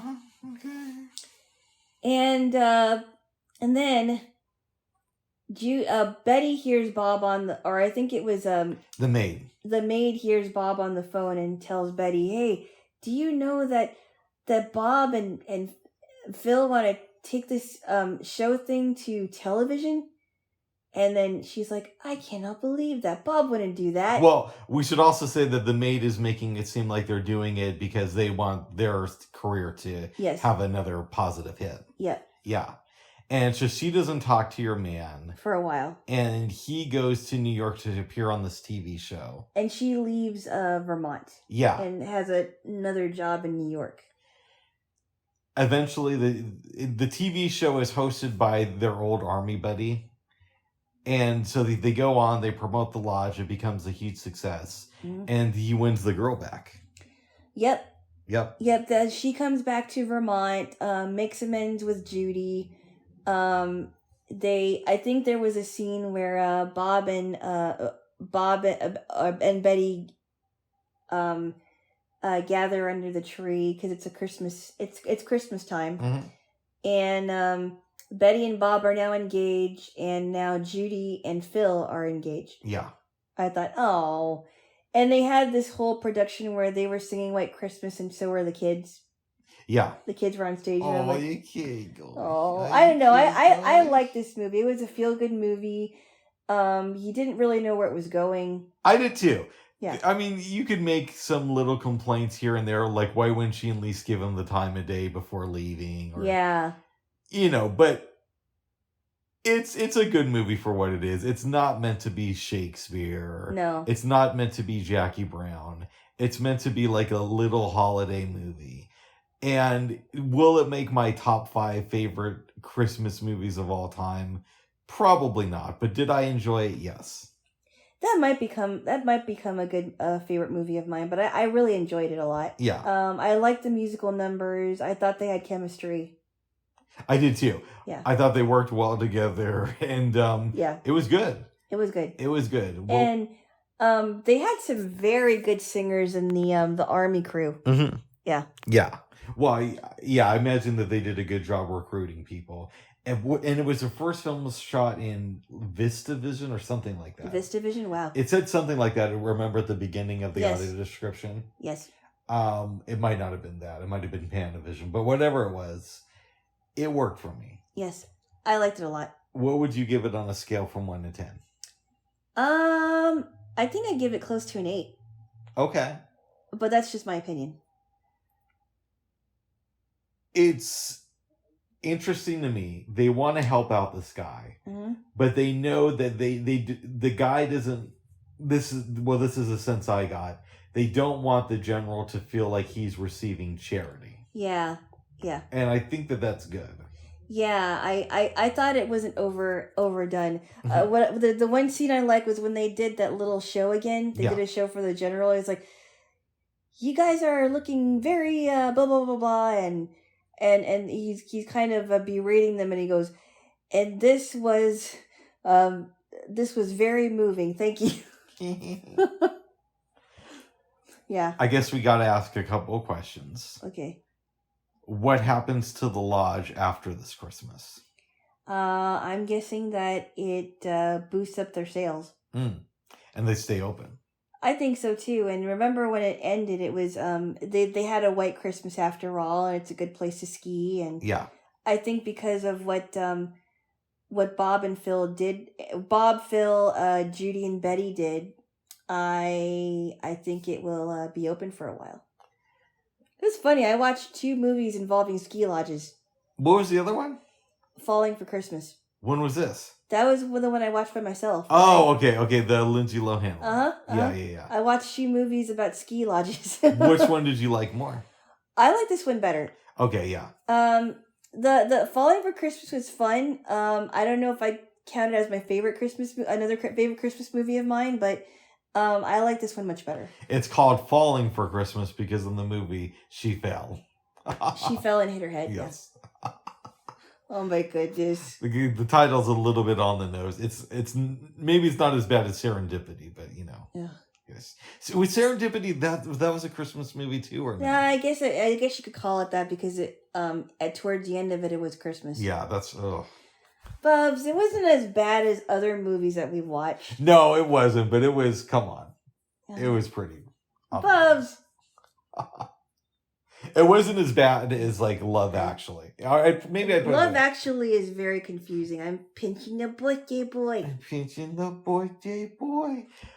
I think the reason, because at least with Serendipity, I could tell what was going on because they made it so obvious. Yeah. With Love Actually, it's like, it was hard. Who are these people? And now I got to deal with these new folks. Yeah, that was really hard, and we both were on the same page. Like, oh yeah, this is.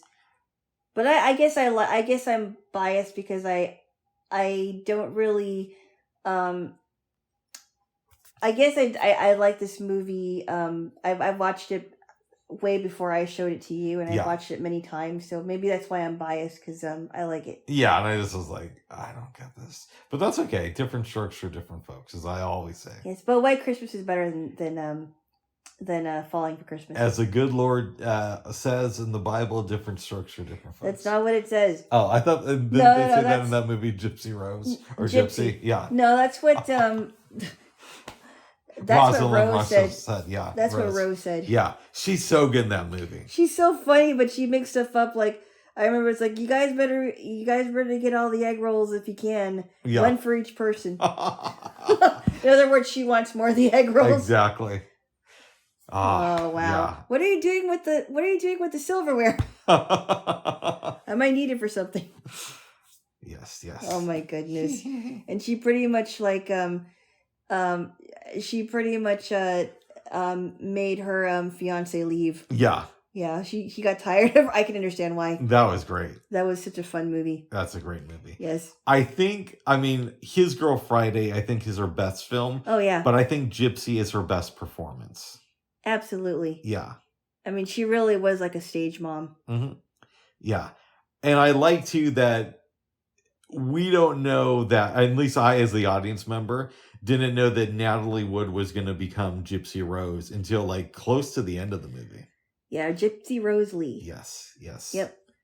But getting back to White Christmas. Yes. When we were talking in the movie, it was very hard for me not to fall into the Southern accent, as you could tell. I was like, what are you doing? And I was like, would you please stop it already? and this had nothing to do with the South. It had everything to do with snowing in Vermont. I know. Mm-hmm. That was a nice Which, from what I understand, is Vermont is close to New York. Yeah, Vermont is where Bernie's from, or where Bernie holds political office. And I've heard really good things about the place. And it's also Ben and Jerry. Oh, really? Yeah, started out there. I heard that like you can get like a cool, like people keep talking about staying in cabins in Vermont and looking at the snow. Yeah. Yeah. I heard it's beautiful there. I've heard it's beautiful there too. Yes. I went to a Bernie Sanders rally a few years ago, which probably does not surprise you. No, do I really have to go here again? Well, here's the funny thing. And Bernie wasn't scheduled to be there, but it was like people who knew Bernie. It was when he was running for the nomination before he got completely screwed by Joe Biden. But anyways, they bring somebody there who like you could tell that they're fishing for people because it's like this lady who like runs into Bernie sometimes when he's jogging, and they talk. And so somebody else is trying to interview this lady, like, oh, what's it like talking to Bernie? She's like, he's really nice. The person says, has he changed at all? And she's like, no. And I remember thinking, come on, guys, you got to do better than a lady who just like casually knows Bernie Sanders. Right. But she lives in Vermont, obviously. So that's Vermont. Yes. Yeah, I knew someone who was, I think she was getting married in Vermont because she was engaged, and I was taking a class that she was, I won't say what class, but she was heading the class. Nice. And yeah, she was getting married in Vermont. Well, good. Mm-hmm. Yes. I enjoyed this film. I might give it a strong 7. Yeah, for sure. I give it a strong 7. Would you recommend it or at least a 7.5? Yeah. Would you recommend it to your family? Of course, I think they would watch it. Oh, good. I wouldn't have to sell it to them either. You wouldn't. No. You wouldn't be like, hey, I'm selling DVDs, and I have a copy of A White Christmas in case you want to buy it. Bubs. Sorry. No. All right, give me kissing. Why? Because I am the birthday boy. Okay. Give your birthday boy a kiss. So it was a good movie. Oh, real quick, we didn't mention what happened after dinner. What about? Well, okay, so I go into the bathroom to pee, which is usually not a news event. No, it isn't. And then I go to button my pants and the button broke off. And I really like these pants too. They're like these black slacks that are super comfortable and look nice. Yeah, and then I happen to find it actually after I go in there and it's under my foot and I said, "Here's your button." Thank you. When I was a little kid, mm-hmm. I don't know, like 3 or 4 years old, I really wanted a sewing machine. And I kept talking about that. And my dad said, only little girls use sewing machines. I'm getting you like a monster truck. I made up the part about the monster truck, but he's basically saying only little girls use sewing machines. That's not true. Well, there are men that sew. And so as a result, I have no idea how to sew. But maybe I should learn. Yeah, you should. Yeah. You should learn how to sew. I mean, I wish I knew how to sew. My mom does. Oh. She's very good at sewing. She's made dresses for us when we were small, for events that we were a part of or performances. Yeah. No, she's very good with sewing. Oh, good. I have a dumb question for you that you might not know the answer to. What? What's the difference between sewing and crocheting? Crocheting is more, so I know that there are blind people that knit, and crochet I think has like a different kind of a hook. Interesting. I don't know what the difference between knitting and crocheting is, but I heard that they're similar. Yeah. But sewing you use with a needle and a threader, and if you're doing it by hand, I don't know how it works for the sewing machine though. Well, good. But yeah. Good. We have another movie to discuss. Mm-hmm. Before we do that, I'm going to pause it one last time to check on our turkey and maybe do a little bit more basting. Okay. So we'll be right back. Okay. And we are back. We are back. The lights are on because it's really dark outside. Yeah. The turkey's almost done, but Alana just gave me... Am I not allowed to talk about that? No. Oh, I thought it was. No. I thought birthday boys were allowed to discuss everything. That's a personal thing, Bubs. Okay. That's personal. I don't really want everybody to know everything personal about me. Okay.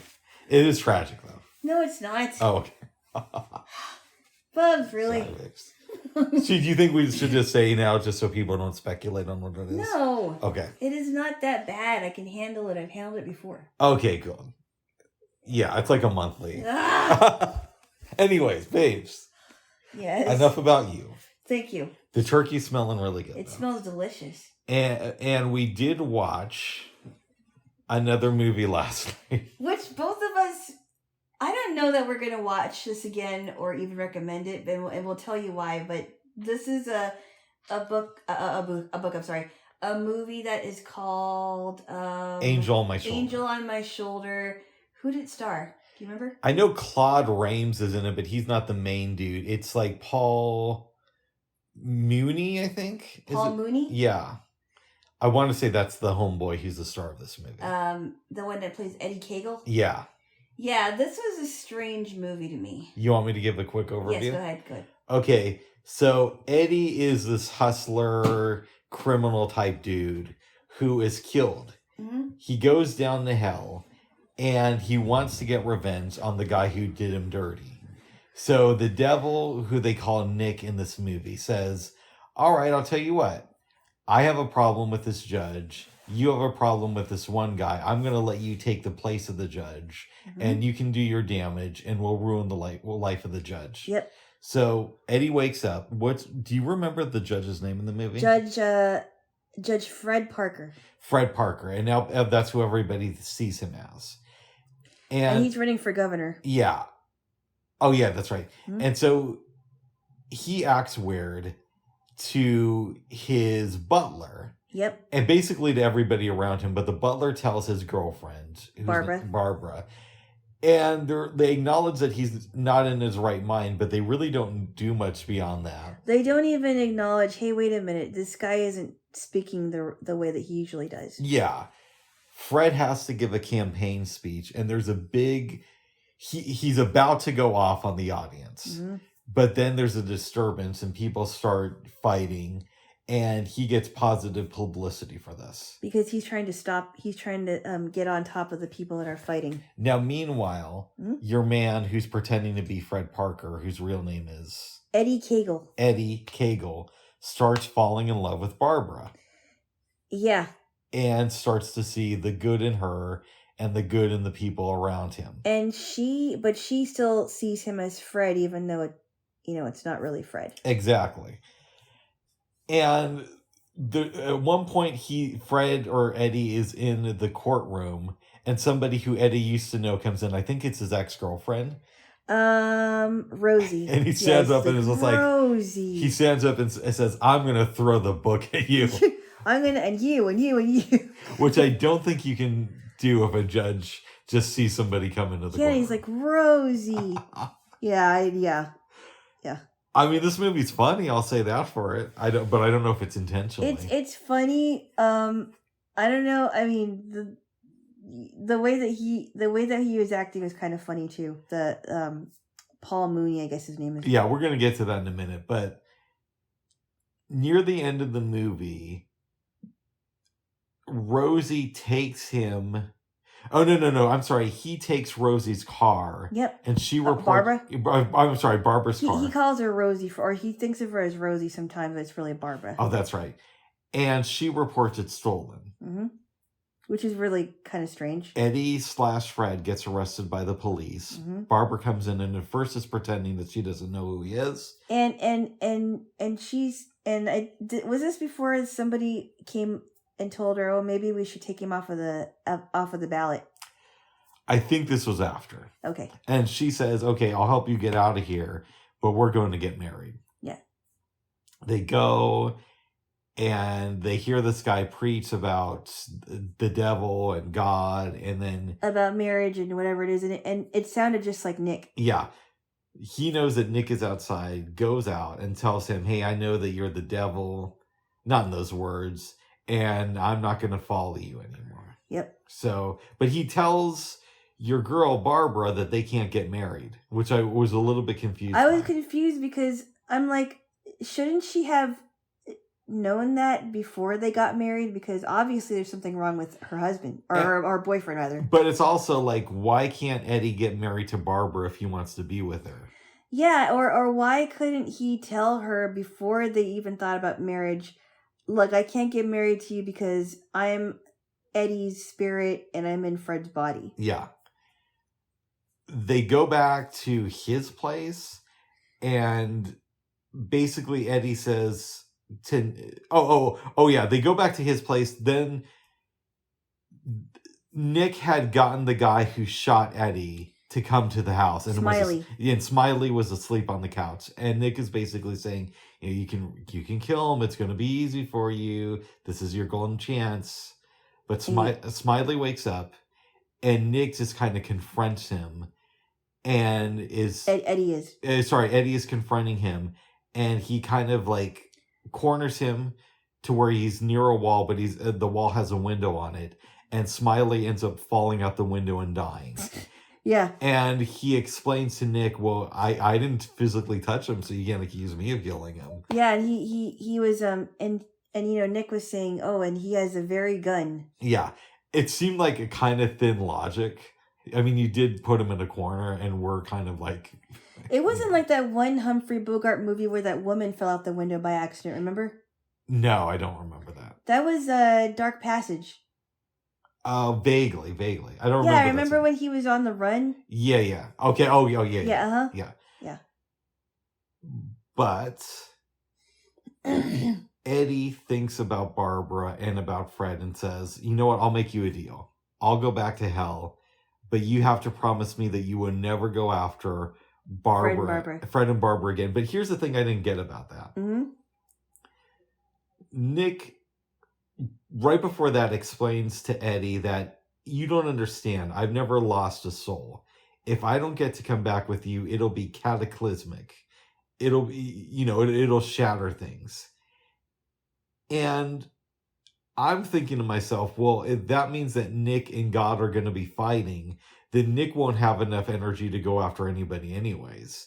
So why doesn't Eddie just let Nick and God do their thing, and then, everybody else will be free and won't be corrupted by him? Instead, he makes a deal for two people. You know what I mean? Does that make any sense? I think so. Yeah. So what did you think about that? Or about my thought logic? I guess. I mean, I never thought of it that way. Yeah. But I just didn't understand why Eddie didn't just tell Barbara right away, we can't get married at all because this is what's going on. Yeah. So then Fred comes back and Nick and Eddie go away, and Nick is Eddie says to him, I think I saw a tear, so why don't you give me a job in hell, or else I'm going to tell people, and you don't want the word getting around. I'm okay, so... Okay, yeah. So now he's going to be working for this dude? I don't know. In hell for eternity? I thought maybe he wasn't going to follow him ever anymore. Well, he has to because of that deal, I guess. Right? Or maybe you would think that God would step in and say, hey, you tried to save these two people. We're letting you into the good place. I thought he wasn't gonna leave with Nick, though.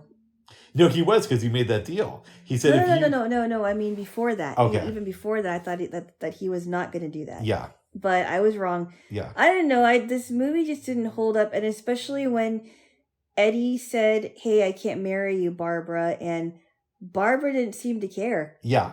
She's like, oh, that's okay. And we don't know if it's funny because they made it that way or just because it's just so over the top bad. Yeah. But I'd give it at least it was better than Call It Murder, but... Yeah, it was, but that's a very low bar. I give it a 6. That's kind. I'd give it a 4.5. This movie? Yeah. Okay.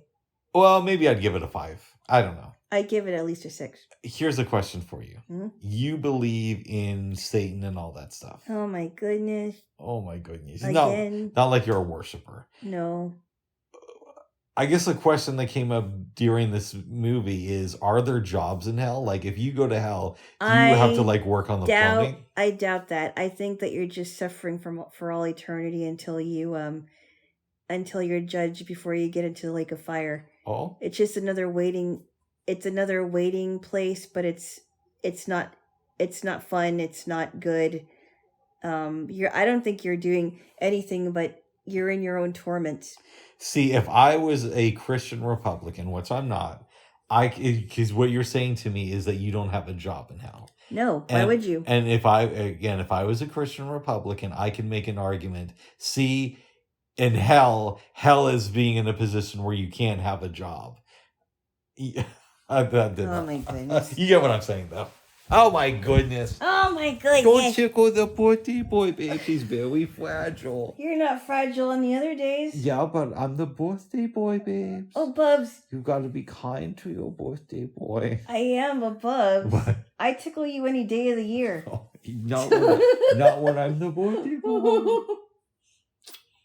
Oh my goodness. Uh-oh. Well, I'll tickle you more later, I guess. No. That's not why. Oh my. Hey, just because you're the birthday boy, you don't have to do that. Okay, but you tickle me too, babes. I know I do.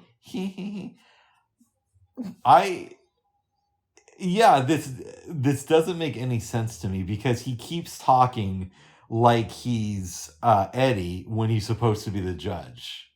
I know, it's just weird. I just find it hard that not enough people would really call him on his shit.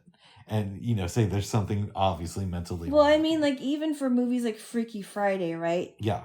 The person in question who has a different spirit in them is actually acting like the person that they have the spirit, that the spirit is from. Mm-hmm. Right? Yeah. Mother is like daughter, daughter is like mother, vice versa. Even in the movie Vice Versa with Fred Savage, and I forgot the guy who played his dad, they were acting like, the dad was acting like the kid, and the kid was acting like the dad. Yeah, Eddie's just acting like Eddie throughout this. Exactly, and I'm like, she's got to know something is wrong with him.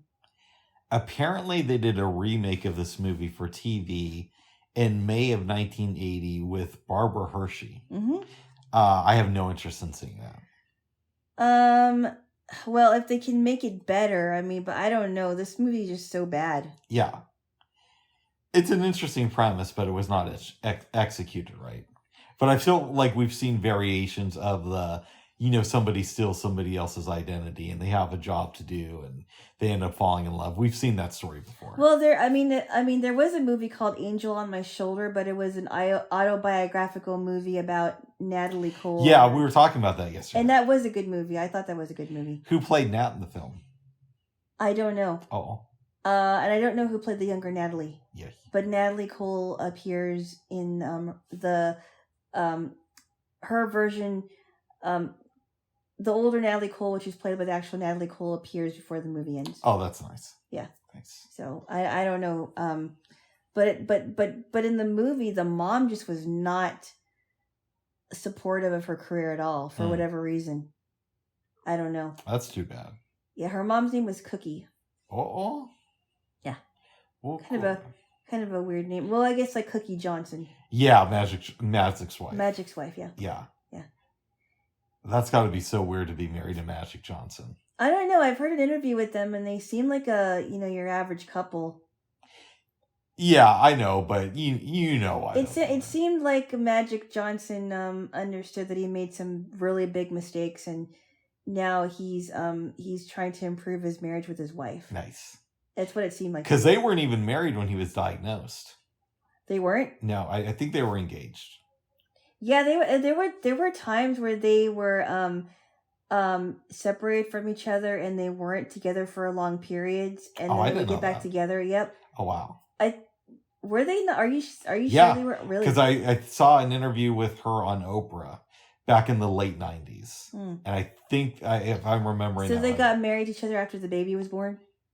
Yeah, she was pregnant and they were engaged, and that's when he got the diagnosis. And he apparently went to her and said, "You don't have to marry me." And she said, "Well, of course I'm marrying you." And I thought to myself, "Well, I wouldn't marry this dude."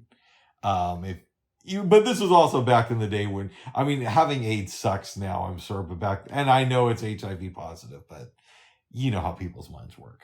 Well, she wanted to work it out. She just thought, that wasn't a deal breaker for her. It would be for me. It would definitely be for me. It would be for me, especially if they've had it before they met me. Yeah. It's like, no, you're putting my life in danger. Oh.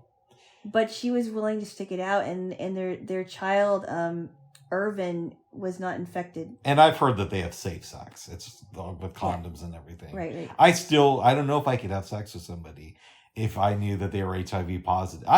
What am I talking about? I don't know. I couldn't do that. I couldn't at all. Yeah. I mean, even though there are ways that you can keep the virus locked up, there's still a chance that a person can get it. Yeah. And I mean, even with other STDs, right? Yes. Like there are some STDs that could make it so a woman can never have kids. And it's very bad for their autoimmune system. Yes. That may in some ways be a little bit worse than AIDS. Yeah. I hate to interrupt you for a second. Hold this. Yes. And I'm going to go and turn off the oven. Oh, okay. But hold it. I'll be right back. Okay. Okay, hold on. Hold on. Hold on. Hold on.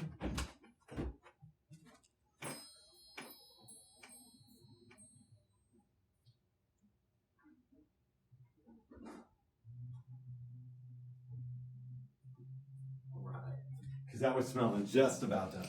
Yes, it smells delicious, bub. Yeah. I don't want to ouch. Oh, you okay? I hit my toe. Are you right? The birthday boy has a hot toe. Is it bruised? No. But I don't. I'll put some lavender oil on it. Oh, thank you, babes. It's on my pinky toe. Okay, I'll do that later. Thank you, babes.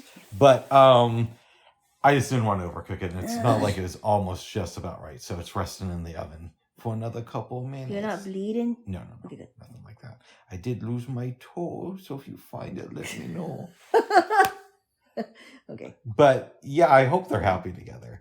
I mean, they seem like it. I mean, they seem like they've gone through a lot of things, not just before the diagnosis, and They were separated and then together and then separated and then together. Nice. Well, good for them there. Jaylo. Yes.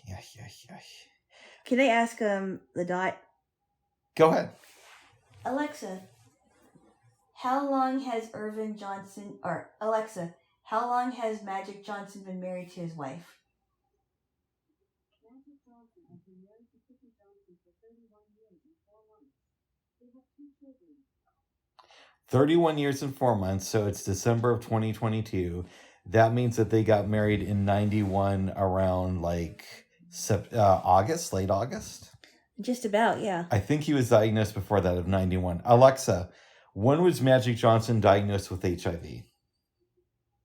According to an Alexa Answers computer, Magic Johnson discovered he had HIV after his physical for the 1991-92 basketball season.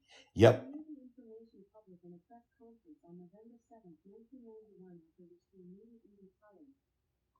Okay, but he probably knew before then. It's probably it might have been either after they got married or something. I heard it was like when they were engaged, but I don't know. Yeah, I don't know. Yeah, but Angel on my shoulder, you can skip it.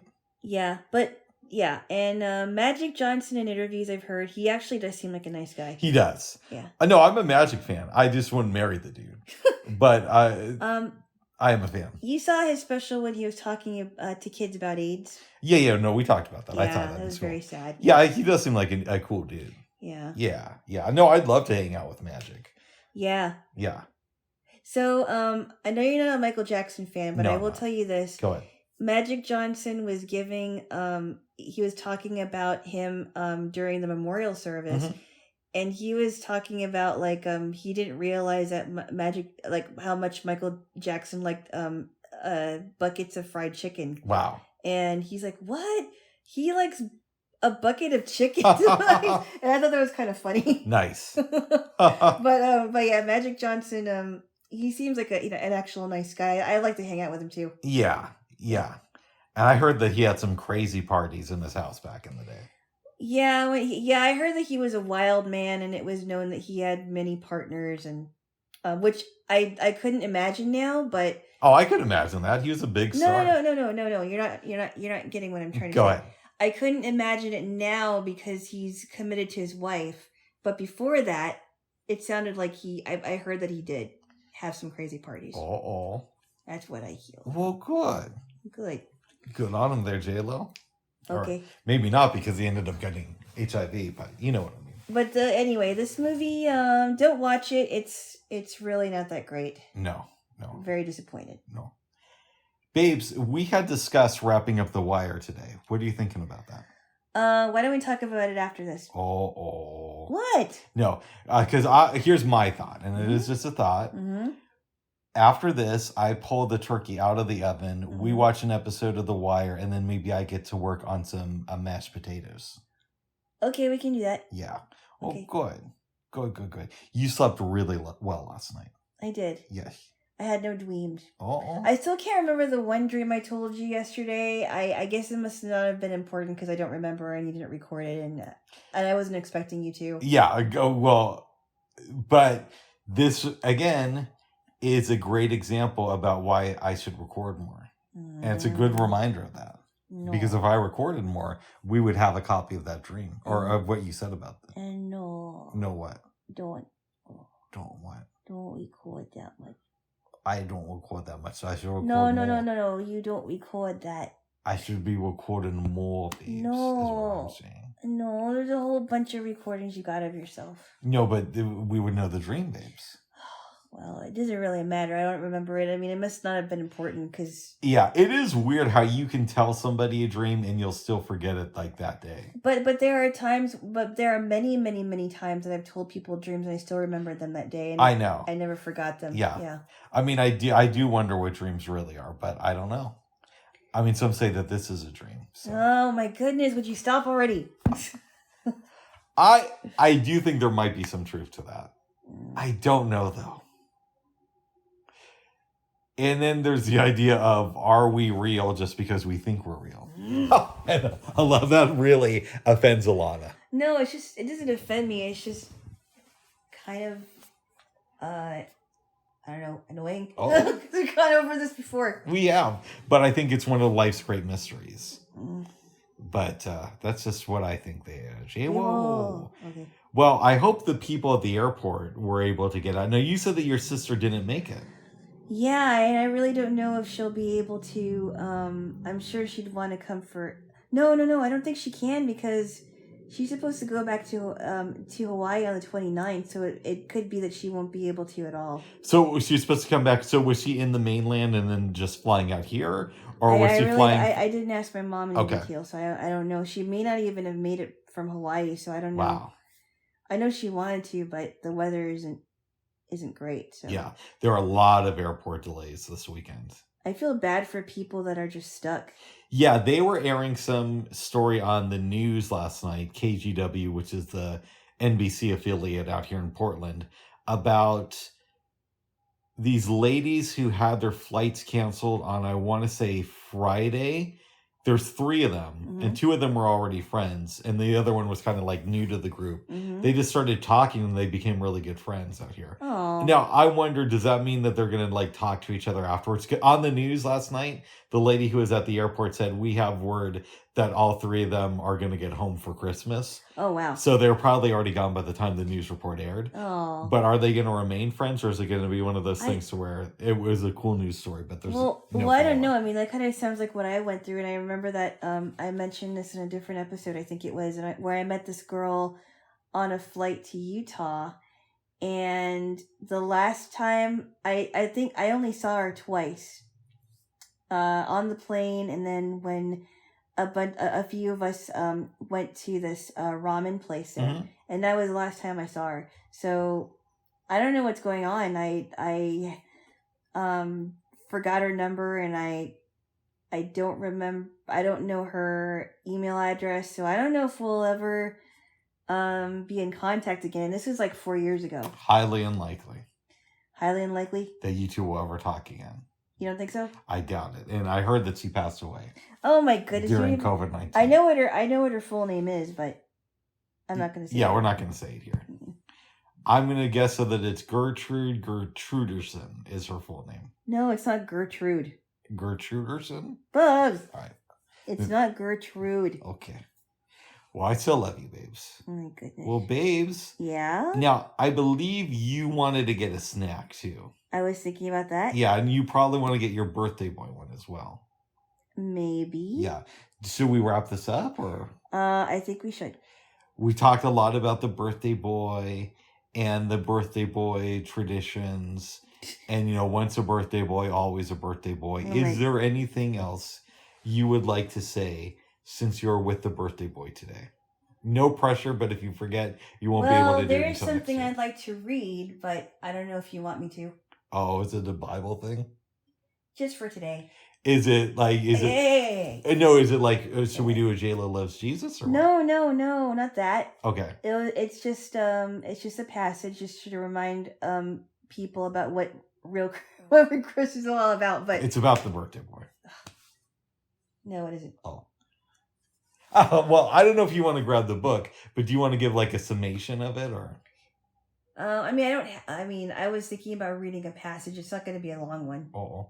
If you want to grab it real quick, let's just say that the birthday boy is secular. The birthday boy is agnostic. Well, we already know that. So these biblical passages do not reflect the belief of everybody's favorite birthday boy. That may change. But as of today, they do not reflect the beliefs of the birthday boy. But before I read this, I got to do something. Just a second.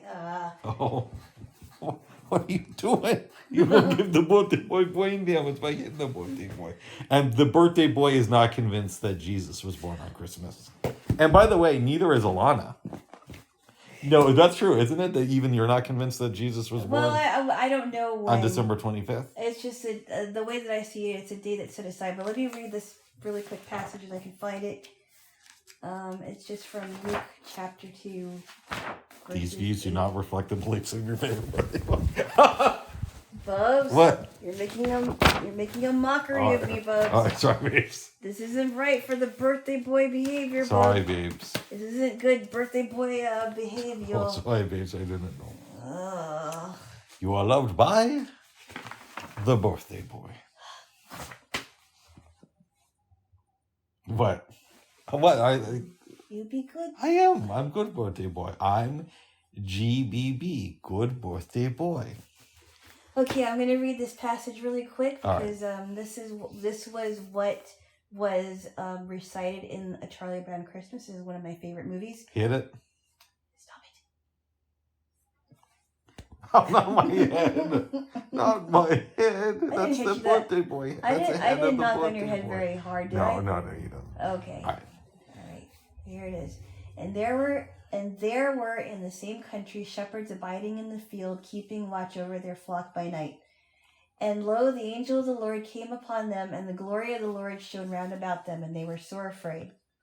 And the angel said unto them, Fear not, for behold, I bring you good tidings of great joy, which shall be to all people. For unto you is born this day in the city of David a Savior, which is Christ the Lord. And this shall be a sign unto you.